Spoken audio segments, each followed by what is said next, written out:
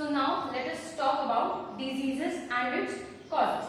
Now whenever we are talking about a disease, what happens usually in cases of diseases, mainly in cases of infectious diseases, that proper functioning of the body changes. Mainly it tends to deteriorate or worsen. So no proper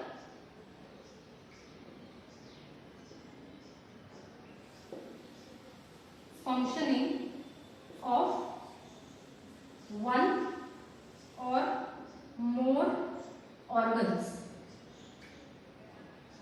right? So usually what happens is your cells which perform a specific common function, they form tissues, and a group of tissues which have related function will form a organ system. So usually one organ system is responsible for some function in the body. For example, you might have kidneys which are associated with excretion. Here, no proper functioning of one or more organs. So either one single organ system will be affected, or a single organ may affect different multiple organs as well. For example, once the kidney is affected, there is some problem in the functioning of the liver, then some metabolites might be produced which might not be able to be filtered out by the kidney as well. So you can have multiple interrelated causes over here. So usually what happens is, how does a doctor identify that the person is suffering from a particular disease or not? Usually what happens, once the microorganism infects, the physician may have to look at particular signs and symptoms. For example, if you are having a stomach ache, that is your stomach is aching, apart from that you are feeling like vomiting, diarrhea, loose motion, so the doctor might think, okay, these are some signs and symptoms which are associated with the intestine. So might be the person is suffering from a bacterial infection or a disease as such. So you can try to identify the causes, but based on the signs and symptoms. But again, you cannot be very sure until you carry out proper tests for the same. Okay, so now let us look at the different types of diseases called as acute,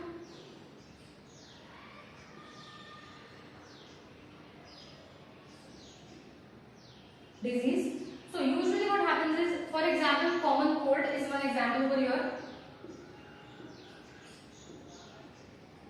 Usually what happens is, the diseases or the infections which are lasting for a very short period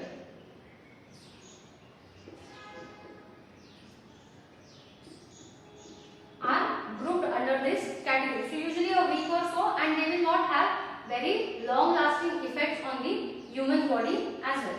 Such type of diseases are classified under acute diseases. The second type of disease which we have to study is the chronic diseases.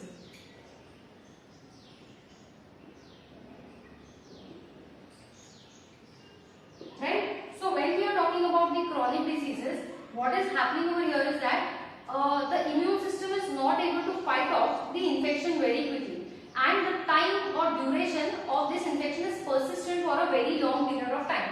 So we can say long duration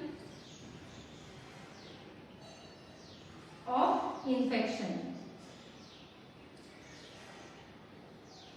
right? So chronic diseases will be lasting for a very long period, and because of this what will happen is, the organ might not recover completely, because for example, if you are suffering from common cold, in a week's time you recover, but at the same time if you are suffering from tuberculosis, which is a very long, which is a very time consuming process to get rid of the mycobacterium as well from your body, the efficiency of your lungs might be damaged in this particular period while you are getting yourself treated for TB, right? So chronic diseases usually cause loss of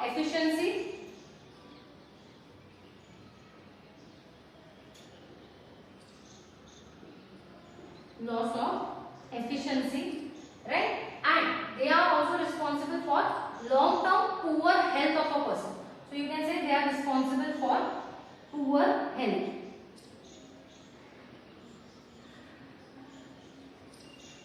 Right? So acute diseases will not have a long-term effect.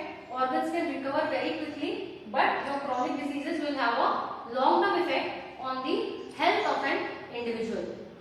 You can also have diabetes over here, because again the pancreas are not functioning due to n number of reasons.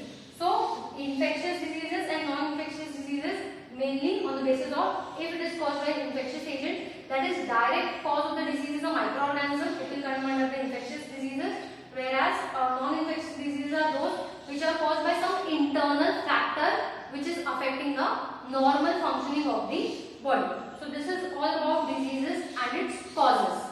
Let's focus our attention on infectious diseases.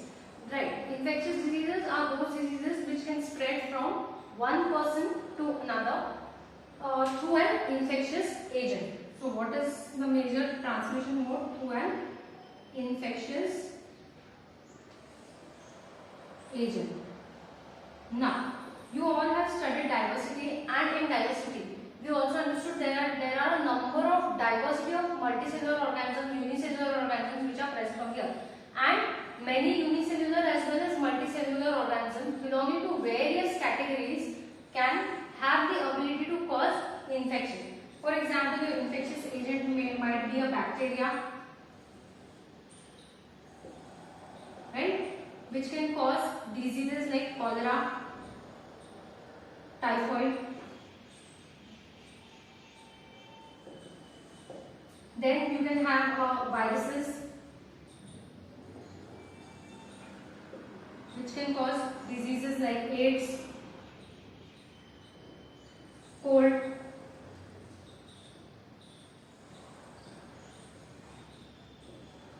hepatitis. You can have funguses which can cause skin infections.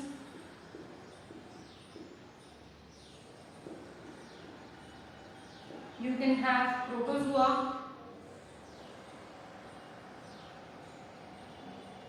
They are associated with commonly known disease Kala Azar, sleeping sickness.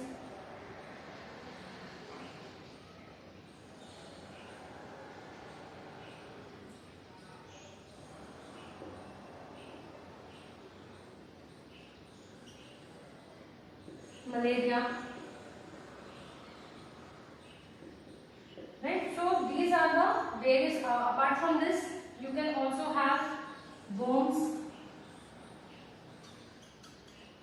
which can cause intestinal diseases. Another example of diseases which can be caused by worm is your elephantiasis, right? So these are a variety of infectious agents which can cause different diseases. Now the question arises, why are we categorizing these different organisms into various taxonomic categories, and why are we looking at them through, okay, these are the bacteria which are causing diseases, these are viruses which are causing diseases. The answer lies of this question in the mode of treatment, because we have to treat that infected individual who is suffering from a particular disease. Now we try to understand this with a very common example. For example, a person is suffering from a bacterial infection. So against that bacterial infection, antibacterial antibiotic might be prescribed by a physician. Now what will this particular antibiotic do? It will go and interfere by one of the very important life processes which is occurring in the bacteria. Like you all know that the bacteria have a very different life cycle from that of viruses. Viruses have a very different life cycle from funguses. So considering the same example of the antibiotic, for example, the doctor has prescribed you with penicillin. So what does this penicillin do? It will go and break the cell wall, or it will stop the synthesis of a growing cell wall in these particular bacteria.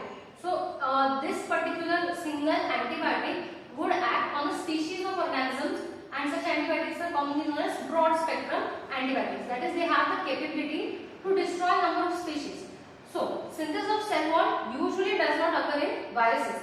So even if you are consuming a particular antibiotic and you are suffering from common cold, so that consumption of antibiotic is going to cause more side effects, and it might not cause reduction in severity of the disease as well as the symptoms which are associated with the viral infection.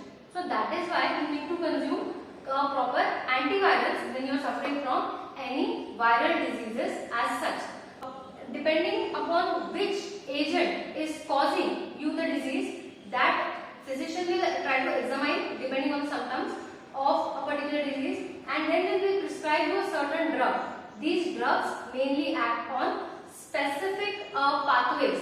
Like I said, cell wall synthesis, some might act on the replication pathway, some might protein synthesis pathway, right? So depending on what type of life cycle is occurring.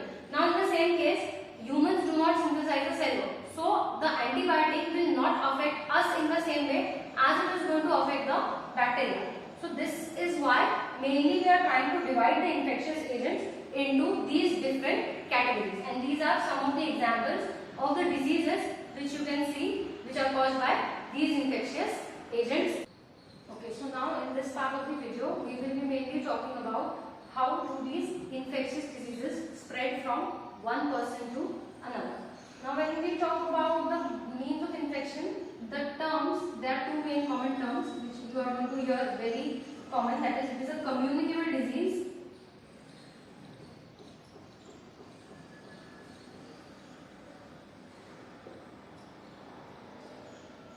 or not. So if a diseased individual is transferring that particular disease to some other organisms by any means, that is by means of air, water, food, contact, which may be direct, indirect, through a vector, then such type of disease are called as communicable diseases. So the affected individual or the diseased individual is going to transmit or communicate the disease to a healthy individual. Such type of diseases are called as communicable diseases. So what are the means of the spread of these communicable diseases that we are going to see in detail. So the first and most common way of transferring disease or means of transferring disease is its spread through air. Right? It's spread through air. The example is of the very common COVID-19. Right? You can have pneumonia. You can have tuberculosis, right? So these are the diseases which are transferred from one person to another person by the medium of air. So usually what happens is, if the person who is suffering from any kind of disease, such as common cold, influenza, what that person will do, if that person coughs or sneezes, it is transferring the pathogens associated with these diseases into the surrounding. And if a healthy person is present in very close proximity of that person, that is present nearby to that person, and inhales these pathogenic organisms to the medium of air, then there is a chance that this healthy individual will also get a disease. Usually what happens is, if this is your infected individual over here, so this is the infected individual, this infected individual will sneeze, right? So this can be small droplets or large droplets, right? So these large droplets, they are going to be present in very close proximity and they will settle down on the ground, whereas small droplets will be evaporated as droplet nuclei, and these droplet nuclei can travel to a distance of 4 meters through the air and can also be a cause of infection. Whereas these usually in a close proximity of about 2 meters, these droplets basically fall on the ground and get settled on the ground. But these droplet nuclei, they have the ability to travel and be present in the vital state in the air for minutes to hours. So this can be a major cause of transmission through air. So it is usually advised to cover your mouth, nose while coughing or sneezing. So if you are into, all of you, I must be very familiar, if in the class your bench partner or your friend is suffering from common cold, you are making sure that you cover your mouth, nose, so that you do not contract the disease. So one of the major ways of spread of transmissible diseases or communicable diseases is through the mode of air. The second is through food or water.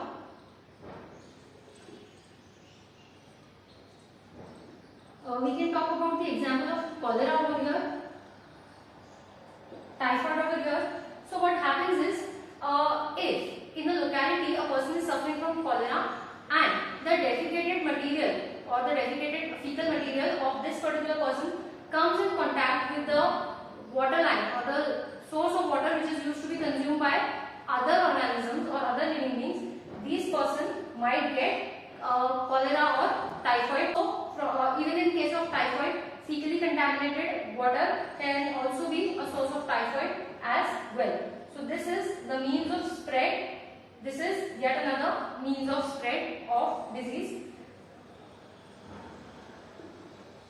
Next, what we have to see is through physical contact.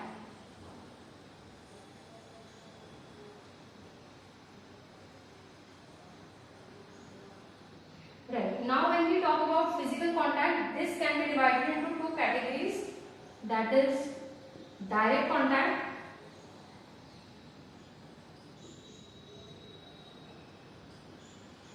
or indirect contact.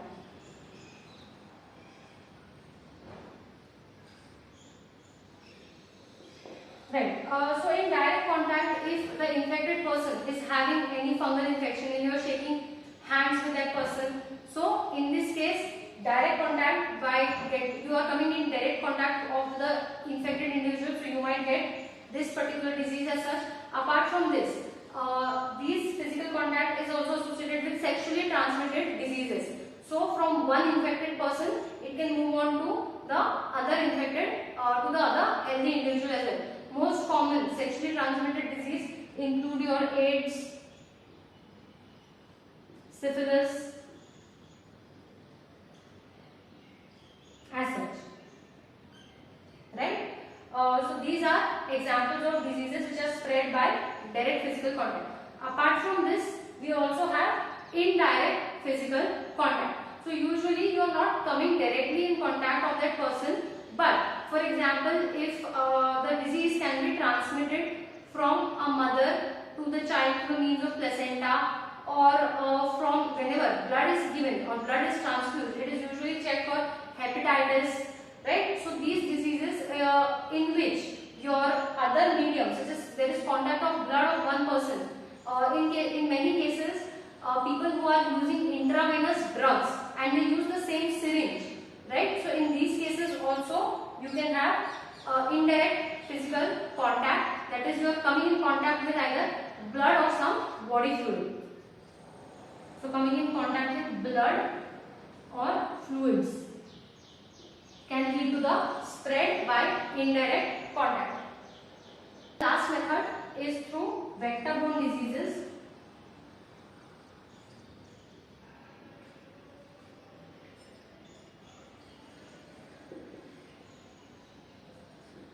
The most common example is mosquitoes.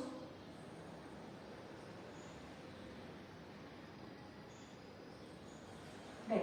So, what do you mean by vector and what are these vector-borne diseases? See, in animals there is a huge diversity which is present. So, from one diseased individual, if a mosquito comes and drinks the blood from the diseased individual, it will go and next bite a healthy individual, and in this case it is transferring the pathogen which were present in the blood of the diseased individual into the healthy individual. So such intermediate carrier organism of disease from one affected individual to a healthy individual is mainly called as your vector. So these are carriers of disease.